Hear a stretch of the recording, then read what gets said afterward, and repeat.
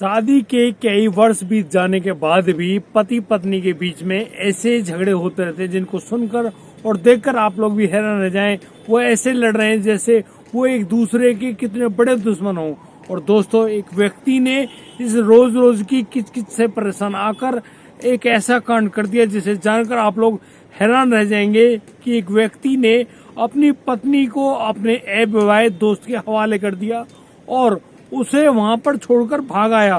यहाँ पर उसका दोस्त उसकी पत्नी के साथ करता रहा लगातार बलात्कार, और उस व्यक्ति ने अपने घर पर आकर एक ऐसी घटना सुनाई जिसे जानकर उनके माता पिता भी हैरान रह गए।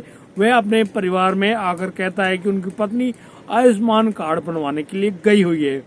आखिर उस आदमी ने अपनी पत्नी के साथ इतना खतरनाक कदम कैसे उठाया, आइए जानते हैं पूरी घटना को।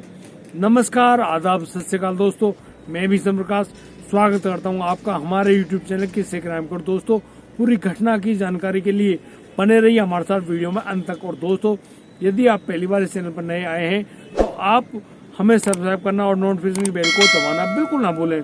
आज का बेहद ही हैरान करने वाला मामला सामने आया है भोपाल मध्य प्रदेश से। भोपाल का एक इलाका होता है जिसका नाम नजीराबाद थाना क्षेत्र है।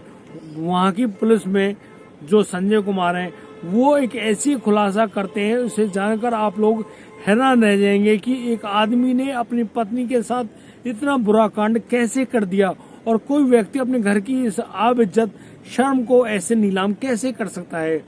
यहाँ पर जब पुलिस उस व्यक्ति को गिरफ्तार करके लाती है तो उसे पूछताछ कर रही होती है। और दोस्तों, उसी पूछताछ के तहत यहाँ पर उसका पति अब एक ऐसी बातों को आगे ला रहा होता है जिसके बारे में आप भी जानकर दंग रह जाएंगे।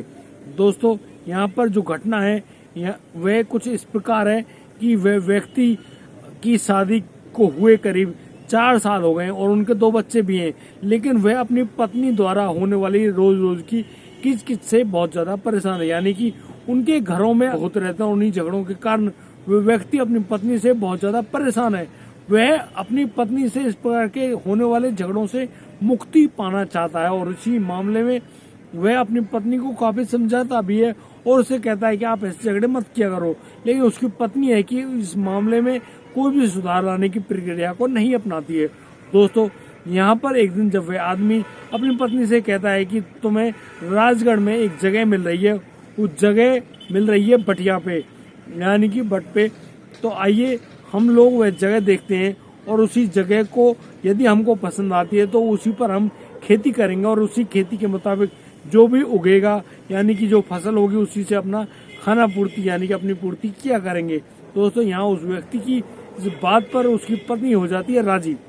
अब वह पति अपनी पत्नी को पैदल लेकर चलता राजगढ़ के लिए कि बस स्टैंड तक पैदल चलिए और वहां से जैसे ही बस हमको मिल जाएगी हम बस लेकर राजगढ़ चलेंगे।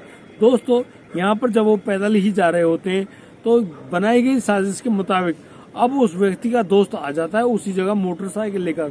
और दोस्तों, उस मोटरसाइकिल को देखते ही अब व्यक्ति कहता है कि तुम मेरी पत्नी को तो राजगढ़ ले जाओ, मैं अभी कोई और दूसरा साधन देखकर आ जाता हूँ राजगढ़।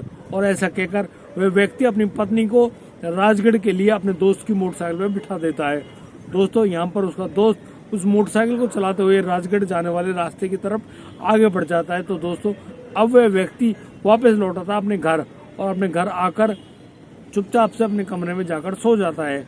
अब उस लड़के के माता पिता को कुछ शक होने लगता है तो वह अपने लड़के से कहते हैं कि बहू कहाँ पर है। दोस्तों, यहाँ पर वह लड़का कहता है कि उसकी पत्नी तो आयुष्मान कार्ड बनवाने के लिए गई हुई थी और वह ऐसा कहकर शायद अपने मायके चली गई है। जब उसके मायके फोन किया जाता है तो मायके वाले मना कर देते हैं कि यहाँ पर कोई भी नहीं आया है।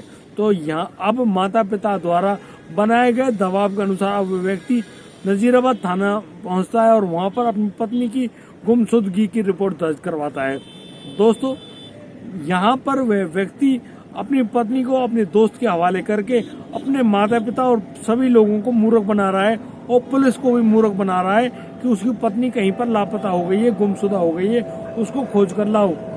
दोस्तों, अब आगे की कार्रवाई करती है पुलिस और उसी कार्रवाई के तहत अब उससे पूछा जा रहा है कि उसकी पत्नी कहाँ पर है, तो वह व्यक्ति नहीं बता रहा है। तो उसके अब फोन नंबर को पुलिस लेती है अपने पास और कहा जाता है कि उन फोन नंबर से कुछ डिटेल निकाली जाएंगी। दोस्तों, पुलिस अब उस कॉल डिटेल निकालने की प्रक्रिया में जुट जाती है और उस व्यक्ति द्वारा जो उसकी पत्नी जिस तारीख को गुम हुई है उसी तारीख के आसपास उसके कॉल डिटेल्स निकाली जाती हैं। तो पुलिस को एक नंबर मिलता है, उस नंबर के तहत वहां पर काफी देर तक फोन पर बात होती है। तो पुलिस जब उस नंबर के बारे में उस व्यक्ति से पूछती है तो वह व्यक्ति उस पुलिस के उन सवालों का जवाब नहीं दे पाता है।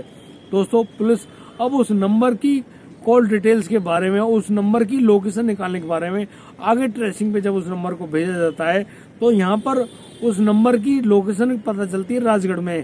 दोस्तों, पुलिस को पता चलती है जो लोकेशन, उसी पर पहुंचा जाता है और वहां पहुंचने पर एक लड़के के कमरे में जब लोकेशन मिलती है तो उस कमरे को जैसे ही खोला जाता है तो वहां पर उसकी पत्नी, जिसका उनके पास फोटोग्राफ मौजूद था, वह पत्नी वहीं पर बंधक बनाकर कमरे में बैठी हुई है। दोस्तों, यह बंधक बनाने वाला उसका दोस्त होता है और वह दोस्त यहाँ पर जब उस महिला को वहां से बरामद किया जाता है तो वह महिला बताती है कि उसको उस व्यक्ति ने बंधक बनाकर अपने कमरे में रखा हुआ था और वह लड़का मेरे साथ जबरदस्ती शारीरिक संबंध भी बनाता है। यह सब वह मेरे पति के कहने पर ही कर रहा था। यानी कि एक पति ने अपनी पत्नी के साथ होने वाले रोज रोजी झगड़े को निपटाने के लिए अपनी पत्नी को ही अपने दोस्त के हवाले कर दिया और इसी बात के चलते उसके दोस्त ने अपने दोस्त की पत्नी को अपने कमरे पर रखा और फिर उसके साथ शारीरिक संबंध भी बनाए और उसको बंधक बनाकर बांधकर अपने कमरे में ही रखा और पुलिस के पास गलत सूचना दी कि उनकी पत्नी कहीं पर लापता हो गई है, गुमशुदा हो गई है। यानी कि उस व्यक्ति ने अपनी पत्नी के साथ इतना बुरा कांड किया जिसके तहत यह पता चलता है कि वह अपनी पत्नी को किसी और के हाथों भी सौंपने में राजी हो गया। दोस्तों, यहाँ पुलिस उस औरत को बरामद कर लेती है और उसको उसके घर जाने देती है, लेकिन यहाँ पर उस लड़के जिसके कमरे में वह औरत बरामद हुई है उसको गिरफ्तार कर लिया जाता है और उस महिला के पति को भी गिरफ्तार कर लिया जाता है। और दोस्तों, यहाँ पर उस महिला की डॉक्टरी जांच करने के बाद उसके साथ होने वाले दुष्कर्म की भी पुष्टि कर ली गई है। कोई भी व्यक्ति अपनी परेशानी से इतना परेशान हो जाता है कि वह अपने घर की इज्जत अपनी पत्नी को ही किसी और के हाथों में सौंपने के लिए तैयार हो जाता है कि कितना घिनौना कृत्य है। कोई भी व्यक्ति इस प्रकार के कृत्य करने में बिल्कुल भी नहीं डरा, उसको बिल्कुल भी शर्म नहीं आई। दोस्तों, ये बेहद ही शर्मनाक काम है। यदि आपके बीच में इस प्रकार के कोई झगड़े भी होते हैं तो उन झगड़ों को निपटाने के लिए आप अपने घर के बड़े बुजुर्गों की सहायता ले सकते हैं और यदि ऐसा भी पॉसिबल नहीं है तो आप पुलिस में भी जाकर कंप्लेंट कर सकते हैं और उनसे भी अपना मामला सुलझवा सकते हैं। यदि आपको हमारी वीडियो और दी गई जानकारी अच्छी लगी हो तो आप हमें लाइक करें, कमेंट करें, शेयर करें और सब्सक्राइब करना बिल्कुल ना भूलें। दोस्तों, अब दीजिए मुझे इजाजत, मिलता हूँ कल रात 8 बजे। तब तक के लिए आप बढ़िया रहें, बेहतरीन रहें, अपने परिवार का बखूबी ख्याल रखते रहें। जय हिंद, जय भारत।